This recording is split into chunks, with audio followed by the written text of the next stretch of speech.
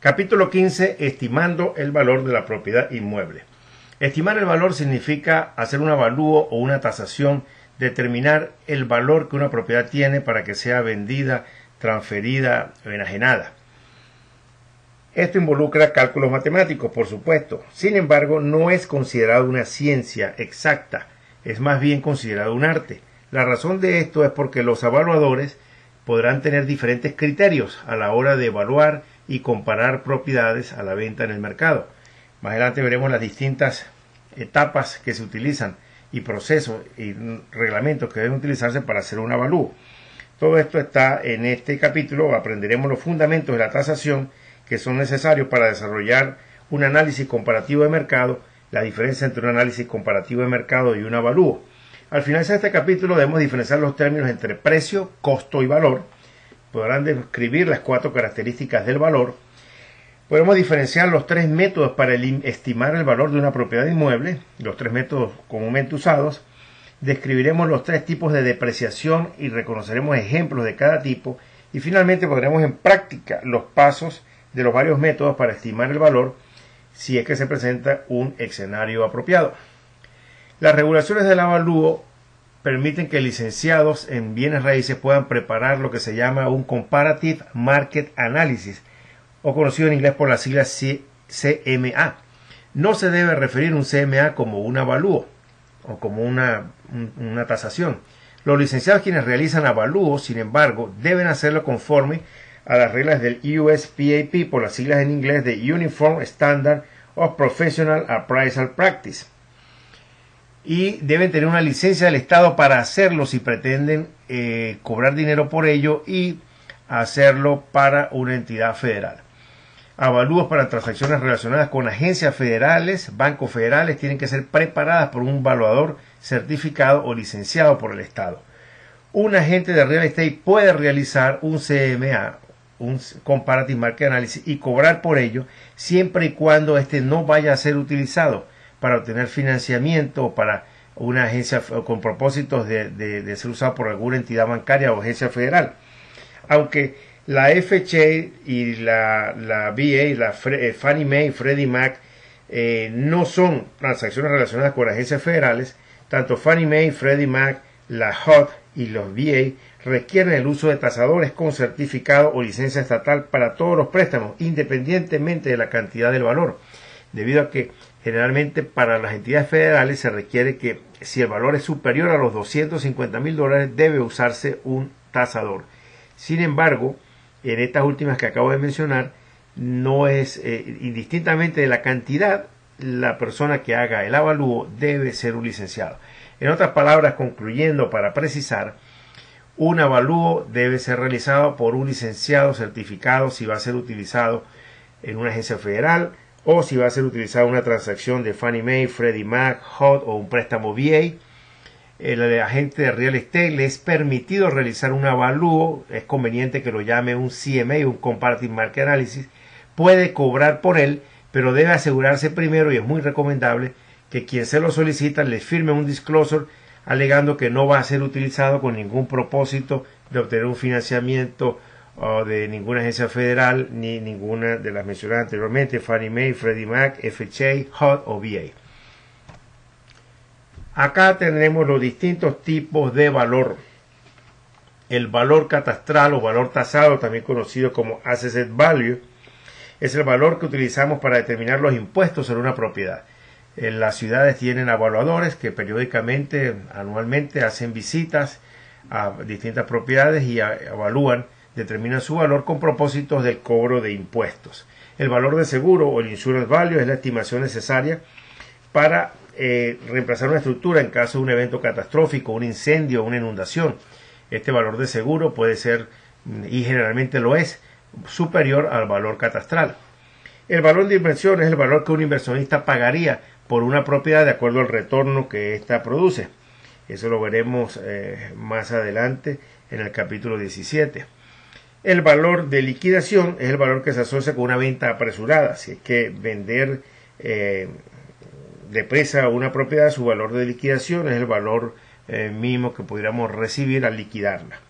El valor de empresa establecida, o Going Concern Value en inglés, Es el valor que tiene una compañía que está produciendo ingresos y que tiene un historial ya de operaciones de establecimiento establecida. Y finalmente el valor residual es el monto estimado por el cual se pueden vender las mejoras que hayan sido hechas al final de la vida útil de una estructura. Generalmente la estructura se hace con un periodo de validez, 30 años, y al final de ese periodo pues la estructura puede ser que su vida útil ya sea cero y haya que derribarla, o pueda tener un pequeño valor residual si es que todavía es útil con algún otro propósito. Valor del mercado o el market value es de especial interés en el real estate. En un mercado con muchos compradores y vendedores, ellos tenderán a converger en un rango de valor. Este es conocido como el market value. La definición de valor de mercado de Fannie Mae y Freddie Mac es también llamada valor de mercado justo. Y la definición es la que sigue: el precio más probable por el que una propiedad se venderá en un mercado abierto y competitivo, bajo todas las condiciones para una venta justa, donde tanto el vendedor como el comprador actúan de manera prudente y con conocimiento, y donde se supone que el precio no está siendo afectado por un estímulo indebido. Es decir, en donde hay una relación de equidad, el comprador está buscando comprar al precio más bajo, el vendedor está tratando de buscar al precio más alto, sin que haya ningún tipo de arreglo especial. Suposiciones para este valor: el valor es aplicable para una fecha específica, no es el mismo valor hoy que el de hace 6 meses o hace 3 años.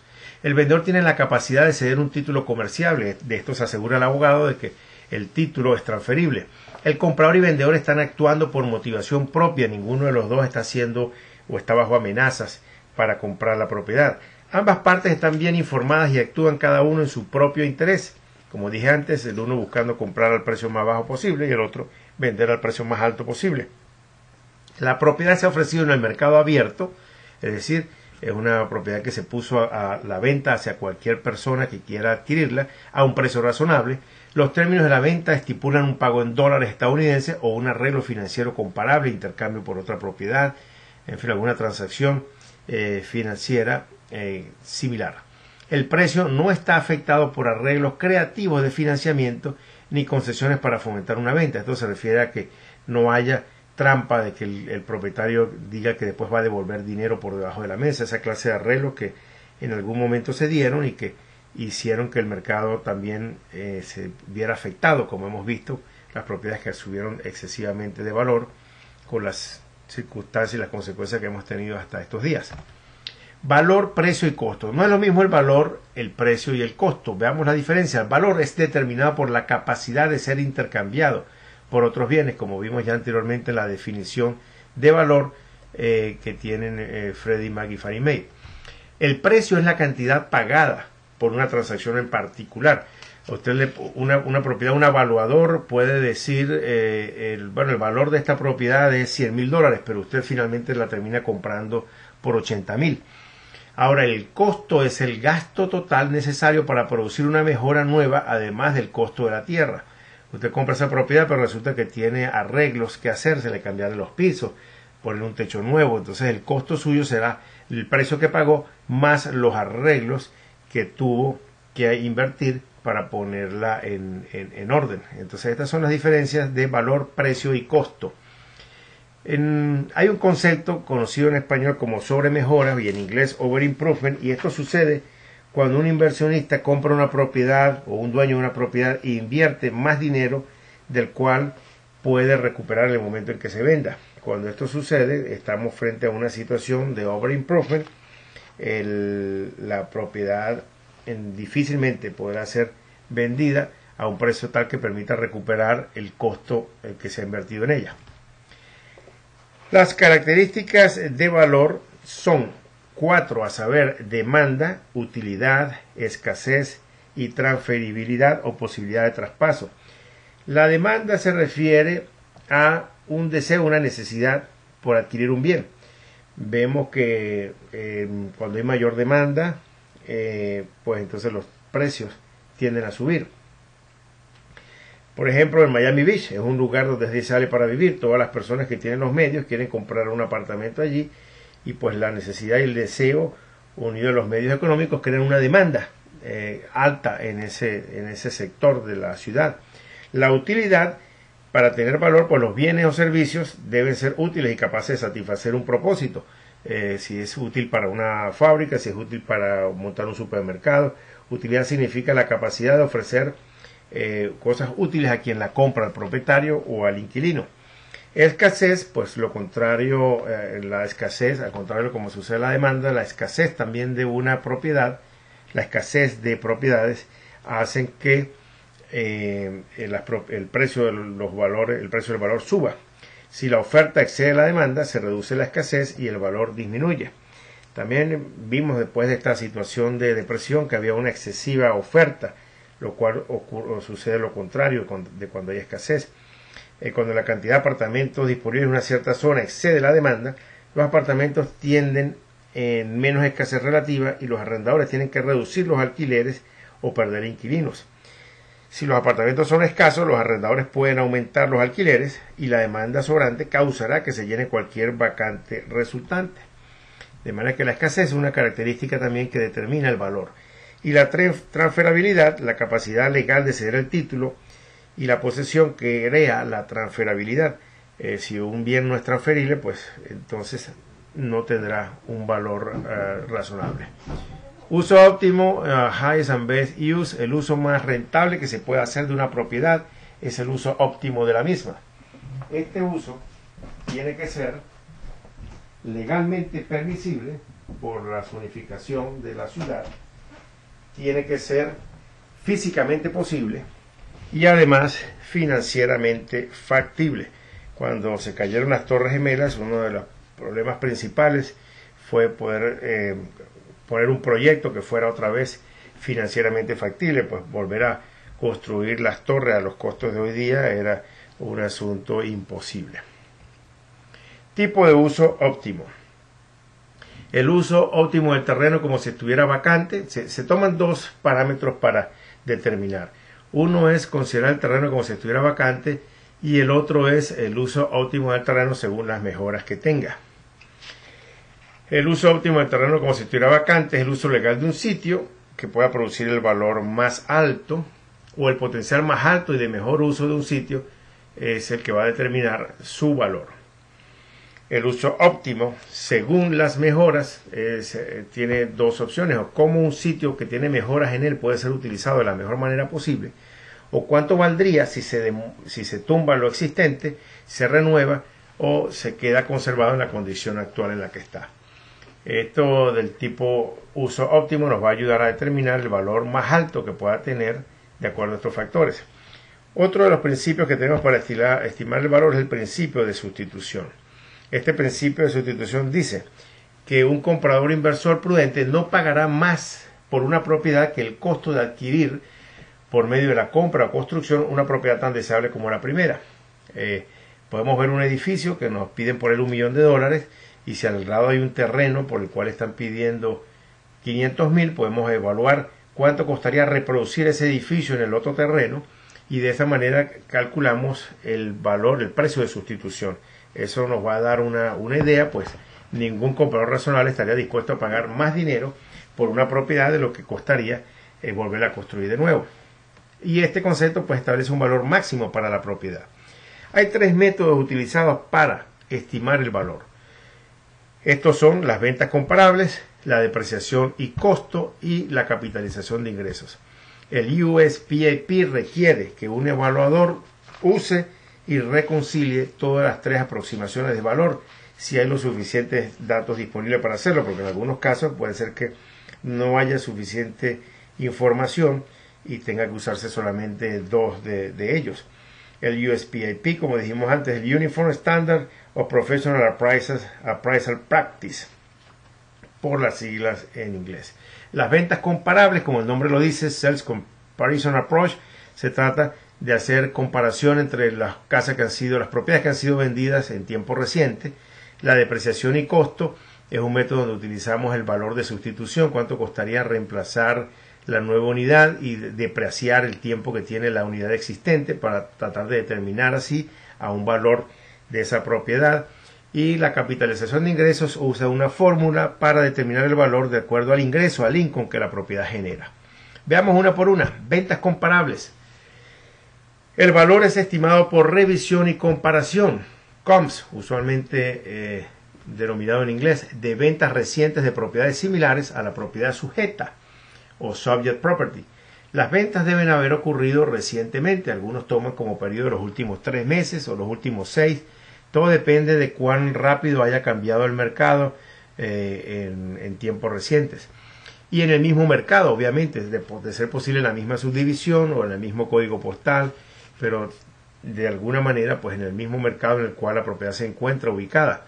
Las propiedades comparables deben ser similares a la propiedad sujeta. Después de que tenemos estos comparables se hacen ajustes. Los ajustes obedecen a que no todas las propiedades son iguales. Hay diferencias entre las transacciones, algunos cambios en la condición del mercado, por ejemplo, entre las fechas de venta, o también diferencias entre las propiedades, la ubicación que tenga la propiedad, el tamaño, si tiene piscina, si tiene más habitaciones, si tiene más puestos de estacionamiento.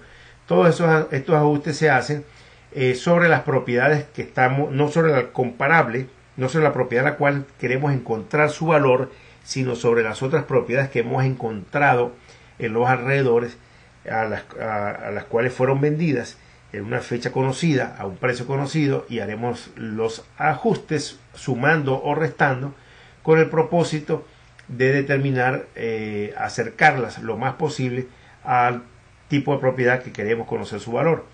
El proceso de ajuste se elabora una tabla de ajustes donde se hacen a cada propiedad comparable sumas o restas según sea peor o mejor. Si el comparable es mejor, vamos a decir, en la casa que queremos saber su valor no tiene piscina y encontramos una que fue vendida cercana que tiene piscina, entonces como es mejor hay que restarle la piscina. Si el comparable es inferior, vamos a decir la casa que estamos evaluando tiene 4 habitaciones y la que encontramos para comparar tiene solamente 3, hay que agregarle, hay que sumarle $25,000 por una habitación extra. Los evaluadores tienen sus tablas y saben cuánto tienen que sumar por una piscina o restar si tienen una habitación menos o por un puesto de estacionamiento. Esos son valores para hacer los ajustes. Después se hace una reconciliación del valor. Cada precio comparable es ajustado por las diferencias entre la propiedad comparable y la sujeta. A cada precio comparable se le da una calificación o rango según su similitud con la propiedad sujeta. Al más parecido, mayor porcentaje. Esto es darle un peso a cada una. El rango es reflejado dándole un peso a cada comparable. La suma de los valores parciales de los comparables determinan el valor ajustado de la propiedad sujeta. Esto se entiende mejor con un ejemplo. Aquí tenemos uno. En los ajustes por comparación, aquí tenemos 3 comparables. Se hicieron los ajustes. Ya una vez hechos los ajustes, el evaluador le dio un peso del 20% al primer comparable, un 30% al segundo y un 50% al tercero. Por eso, esos valores ajustados se multiplican por esos porcentajes, determinan un valor del lado derecho y la suma redondeada es el valor estimado que él determinará que vale la propiedad de acuerdo a estos 3 comparables. El segundo método es el de depreciación y costo, Cost Depreciation Approach. Se basa en que un comprador bien informado no pagará por cierta propiedad más que el costo de adquirir un sitio parecido y construir una estructura de reemplazo aceptable. Ya lo vimos, el principio de sustitución. El valor máximo de una propiedad puede medirse determinando el costo de adquirir un sitio equivalente, reproducir una estructura nueva y luego restarle la depreciación acumulada por los años que haya tenido de servicio la propiedad que estamos comparando. Hay 3 métodos para estimar el costo de reproducción. El primero es una investigación de cantidad, haciendo un inventario detallado de la mano de obra, los materiales, productos, costos, en fin, sumando renglón por renglón lo que costaría reconstruir ese edificio desde sus cimientos. La segunda es por unidades establecidas. Ya se tienen unidades establecidas de lo que cuesta hacer una fundación, de lo que cuesta hacer un techo, de lo que cuesta el drywall, lo que cuesta el sistema eléctrico. Entonces, sumando unidades establecidas podemos determinar un costo de reproducción. Y finalmente el comparativo de pies cuadrados o cúbicos. Se compara con unidades similares del mismo tamaño. Por ejemplo, aquí conocemos que un shopping center construido clase B puede costar $100 el pie cuadrado. Si es de más lujo, entonces subimos el valor, si no lo bajamos. El uso de publicaciones y manuales con información de los costos por pie cuadrado puede ser de ayuda para a sacar un comparativo, de manera que si nos dicen, no, esta casa tiene 3.000 pies cuadrados y está construida con acabados de primera, entonces podemos deducir que a un costo de $200 por pie cuadrado esa casa vale $600.000. Por supuesto, hay que determinar también la ubicación y el valor de la zona hará que el valor del terreno sea más alto o más bajo. A esta estimación de costo basada en los costos actuales de construir edificios del mismo tamaño, diseño y calidad, hay que agregarle el valor del terreno. La fórmula en reproducción de costos es costo de reproducir el edificio menos la depreciación acumulada nos va a dar el valor del edificio. A eso hay que sumar el valor del terreno. Eso nos va a dar el valor indicado de la propiedad. Luego, pues, como la fórmula lo dice, hay que restar la depreciación acumulada. La depreciación es el tiempo que la propiedad ha estado en uso. Y obviamente no es lo mismo una propiedad nueva que una propiedad de 3 años o de una propiedad de 30 años de construida. Entonces tenemos 3 maneras de depreciar una propiedad. Primero, la depreciación acumulada representa la suma de la depreciación que se ha acumulado durante todo el tiempo que la estructura ha existido. Un defecto es curable si la corrección puede añadir tanto valor como el costo de corregirla. Esto es un defecto en el techo. Si al arreglar el techo podemos añadir el valor a la propiedad tanto como costó repararlo, pues es un defecto curable. Si no, si el costo de repararlo es superior, entonces tenemos un defecto incurable y estaríamos cayendo en overimprovement, en haber pagado sobre mejoras, exceso de mejoras. Uno de los tipos de depreciación es la del deterioro físico, la otra es la obsolescencia funcional y finalmente la obsolescencia externa. Depreciación es pérdida de valor por cualquier motivo. Hay las depreciaciones lineales, en donde una cantidad igual de valor de un edificio se pierde cada año hasta el fin de la vida económica del mismo. La vida económica o vida útil representa el plazo total de años durante el cual una mejora se puede aprovechar o rendir ganancias. Solamente el costo de reproducción nuevo de las mejoras son depreciadas. La tierra nunca se deprecia, la tierra no pierde valor. Acá tenemos un ejemplo de depreciación lineal. Supongamos que vamos a evaluar un edificio con 5 años de edad y un costo de reproducción de $100.000 y una vida económica estimada de 25 años. Si la vida estimada es de 25 años al 100% de vida dividido entre 25 años, tenemos que vamos a perder 4% anualmente durante esos 25 años. Entonces, si el costo de la reproducción nueva es $100.000 a una depreciación anual del 4%, quiere decir que cada año perdemos $4.000 en depreciación. Como es lineal y cada año pierde entonces la misma cantidad, $4.000 por año por 5 años, al final de 5 años tendremos una depreciación acumulada de $20.000. De manera que el costo de la propiedad de $100.000 menos la depreciación acumulada de $20.000 tendrá un valor al mercado ahora de $80.000. Ese es el valor por aproximación de esta propiedad. Hemos restado el costo de la reproducción, le hemos restado el costo de la reproducción en los 5 años de edad que ha sido devaluada la propiedad. El segundo método es el de edad y vida. La mayoría de los evaluadores toman en cuenta la condición observada de la estructura sujeta al estimar la depreciación. Se basa en una proporción de la edad efectiva de una propiedad a su vida económica. Esto es, la edad efectiva dividida entre el total de la vida económica multiplicado por el costo de la reproducción nueva. Eso nos da la depreciación acumulada total. Vamos a verlo con un ejemplo. Acá tenemos una edad efectiva de 2 años y una vida económica total de 27.5 años. El costo de reproducción de la propiedad, $80.000. Entonces, usando el método de depreciación de edad y vida, 2 dividido entre 27.5 años multiplicado por $80.000 nos va a dar la depreciación de 5.818,18 centavos. El tercer método que vamos a estudiar es el método de capitalización de ingresos, el método que se utiliza para determinar el valor de acuerdo a los ingresos que una propiedad genera. Mide el flujo de ingresos según proyecciones al valor futuro. El valor del mercado es estimado basado en el valor actual de los ingresos futuros de la propiedad sujeta. La propiedad puede no estar rentada, pero podemos hacer una estimación de valor futuro una vez que esté completamente rentada. Para esto primero tenemos que entender estos conceptos. Tenemos que entender lo que es el ingreso potencial bruto, o PGI por las siglas en inglés de Potential Gross Income, El ingreso potencial bruto es el ingreso anual como si todo estuviera rentado y no hubiera pérdidas por cobranzas. En el caso de un hotel, lo calculamos multiplicando el número de habitaciones por el costo por habitación por los 365 días al año. Ese es el ingreso potencial bruto que un hotel puede generar. En el caso de una casa, por ejemplo, un condominio de apartamentos, lo sacamos multiplicando el número de apartamentos, si son 4, por la renta mensual, si son $1,000, $4,000, multiplicado por 12 meses al año, nos va a dar un ingreso potencial bruto de $48,000 al año.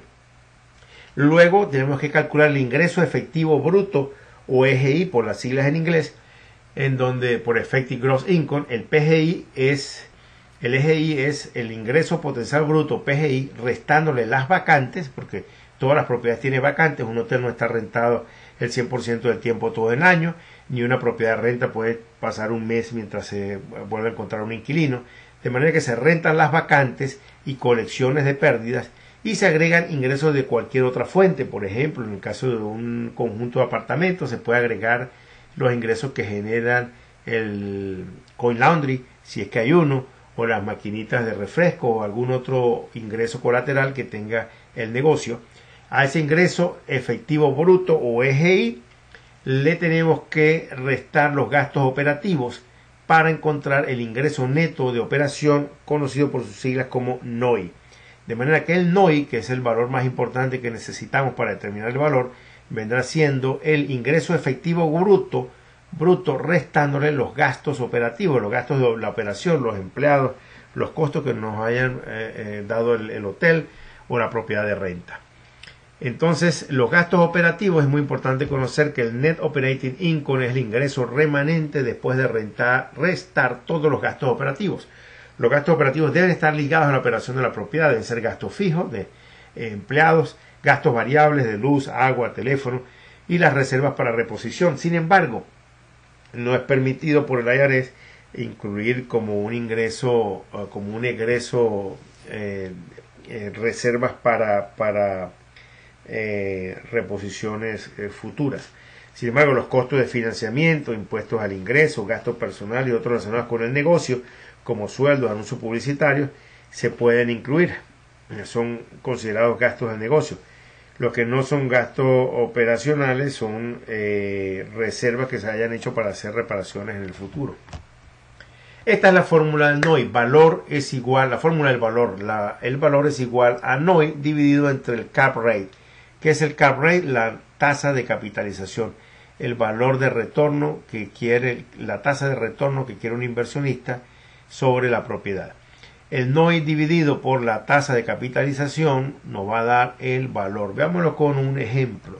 Esta fórmula hay que aprendérsela. Hay que aprendérsela porque el valor, determinar el valor de una propiedad, dado que nos dan el NOI o que nos dan algunos otros valores, y tenemos que llegar a encontrar el NOI para que dividido por la tasa de capitalización nos dé el valor de una propiedad. Así como tenemos también otro valor que es el Gross Rent Multiplier, o multiplicador del alquiler bruto.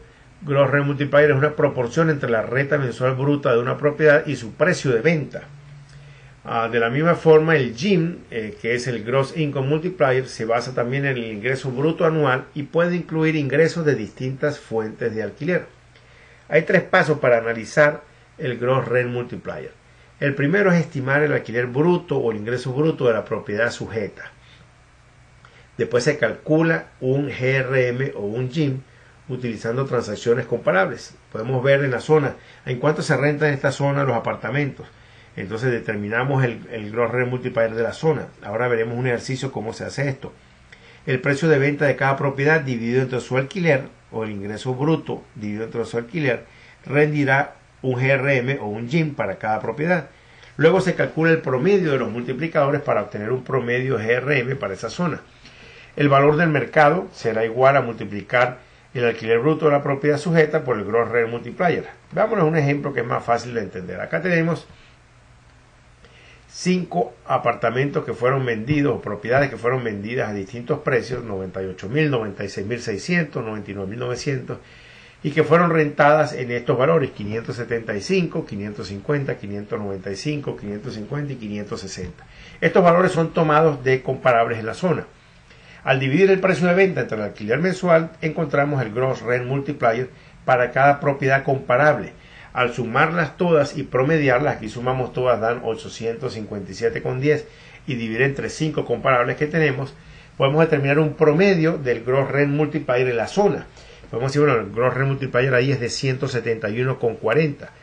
Resulta que queremos comprar una propiedad que está rentada en $560. Entonces, para determinar el valor de esa propiedad, multiplicamos los $560 por los cuales está rentada o por los cuales podría ser rentada por el Gross Rent Multiplier de la zona, 171,40, y nos da que esa propiedad debería costar $96,000, cifra redondeada. De la misma manera se hace para el GIM, el Gross Income Multiplier. La única diferencia es que en lugar de utilizar la renta mensual bruta, se hace con el ingreso bruto anual.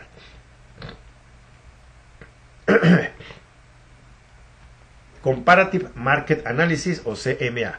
Los licenciados preparan los CMA para ayudar a los compradores y vendedores a tomar decisiones acerca del precio de una propiedad. Como dijimos antes, no son reportes de avalúo. Está hecho basado en propiedades que fueron vendidas en los pasados 12 meses. Generalmente ahora se utilizan espacios de tiempo más cortos, 6 meses, actualmente vendidas en el mercado, es decir, que están activas en el mercado, y también se toman propiedades expiradas, o sea, que estuvieron a la venta durante los pasados 12 meses, pero no fueron vendidas. Otros términos importantes relacionados con el avalúo son el de agrupación o assemblage. Cuando se combinan dos o más propiedades, el valor puede subir de precio. Una propiedad, por ejemplo, de esquina, pero que es muy pequeña, no tendrá mucho valor para un inversionista porque tal vez no pueden construirse allí nada por el tamaño de la propiedad, pero si se hace un assemblage con una propiedad que está conexa o atrás al fondo, esa propiedad agrupada puede tener un valor mayor que el valor de las dos vendidas por separado. El aumento de superficie o plotage es un valor adicional que resulta de agrupar dos o más propiedades en un lote grande. Como estaba explicando, progresión o progression en inglés es el valor de una propiedad inferior, es aumentado por su proximidad a propiedades superiores del mismo tipo. Si usted tiene una casa en una calle y al lado suyo construye una subdivisión con casas millonarias, su casa por progresión va a tener un valor más alto debido a la cercanía de propiedades de valor mayor. De la misma manera, pero al contrario, puede suceder si la casa que se construye en casas de menor valor, y en ese caso tendríamos una regresión. El valor de la propiedad superior disminuye por su proximidad a propiedades inferiores del mismo tipo. Sitio preferido o situs son preferencias físicas o económicas de la gente por vivir en cierta área en particular que presionan hacia el incremento del valor de la propiedad.